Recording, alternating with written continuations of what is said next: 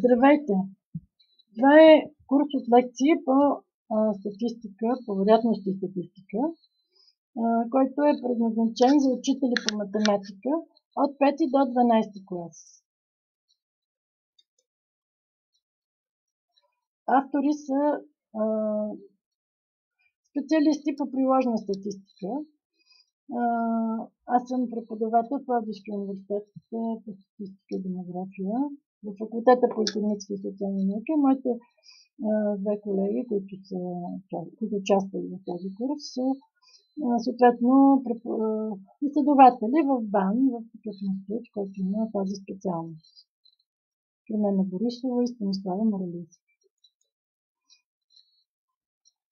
През годините сме преподавали различни курсове по статистика на студенти по различни специалности в различни университети. Имаме опит, че студентите трудно разбират материала, който се преподава по статистика и по демография също, защото демографията е приложна статистика. И след като сме разсъждавали, сме общували с наши колеги, преподаватели, сме стигнали до извода, че в средното образование има нужда от по-голямо, по-засилено образование по статистика. И след това забелязахме, че има такъв раздел в учебниците по математика, който се нарича вероятност и статистика, и който се преподава на учениците от 5 до 12 клас. И ние решихме да проучим тези учебници, всъщност най-вече учебните програми, тъй като материалът е огромен в всички учебници.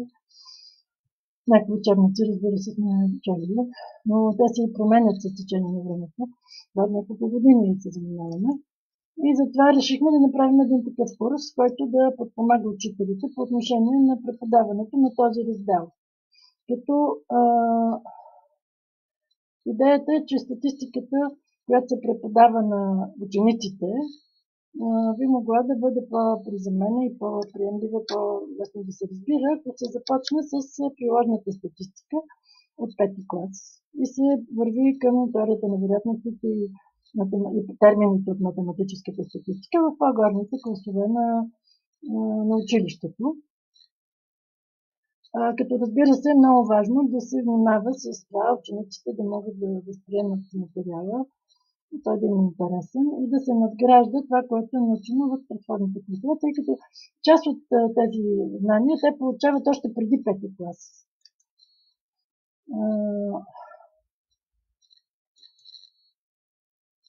Най-важните понятия, които смятаме, че би трябвало да се научат от учениците, независимо от това в кой клас са, и те са понятия от приложната статистика, не от математическата. Това са понятията статистическа съвкупност, което в математиката се нарича множество. Ние мислим, че това са синоними.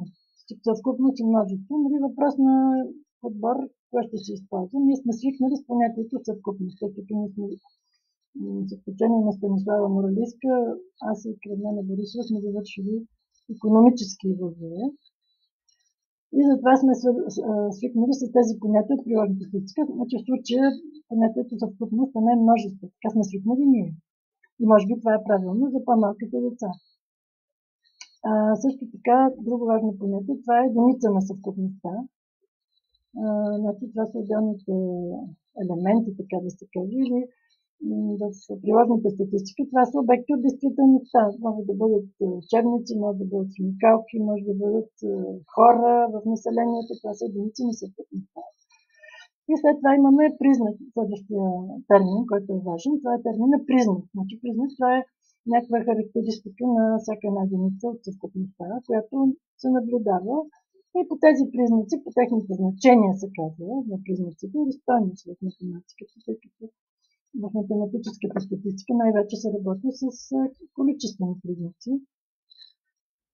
Се извършват разпределения, които обаче в приложната статистика ние наричаме честотно разпределение или разпределение на честотите, което е емпирично, т.е. това, което се наблюдава. Наблюдаваните единици ги групираме по значението на даден признак и по този начин въвеждаме студентите, в случая учениците, в приложната статистика, преди да бъдат въведени в математическата статистика. Това е един от акцентите в нашата лекция.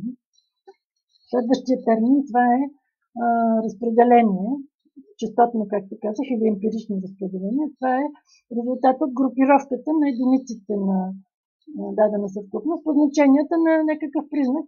Признаците принципно са два вида – качествени и количествени. Както казах, в математиката обикновено се работи с количествени признаци, но в статистиката, особено при по-малките ученици, е по-подходящо да се започне с качествени признаци, например признака цвят.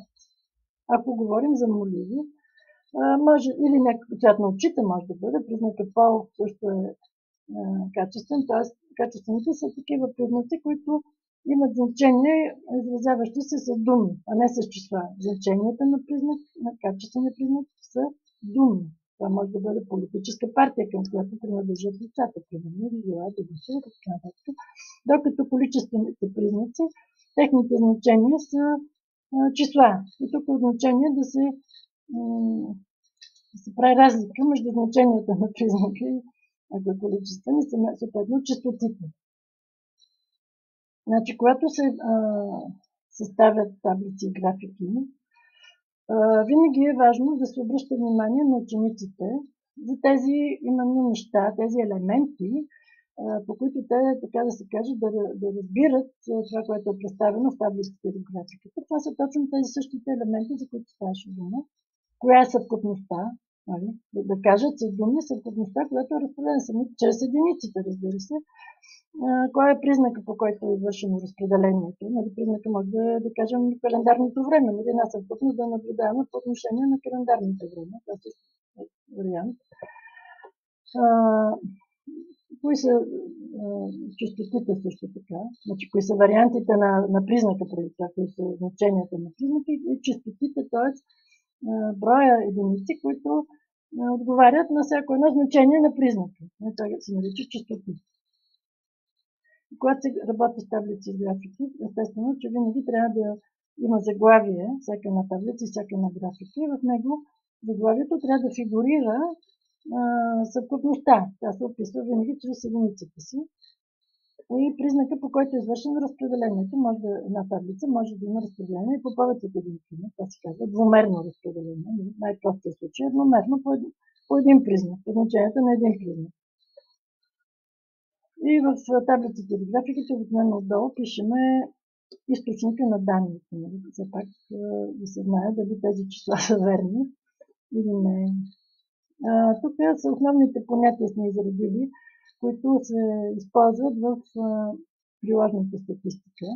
Разбира се, някои от тях съвпадат и повечето съвпадат с съответните понятия в математическата статистика и в теорията на вероятностите.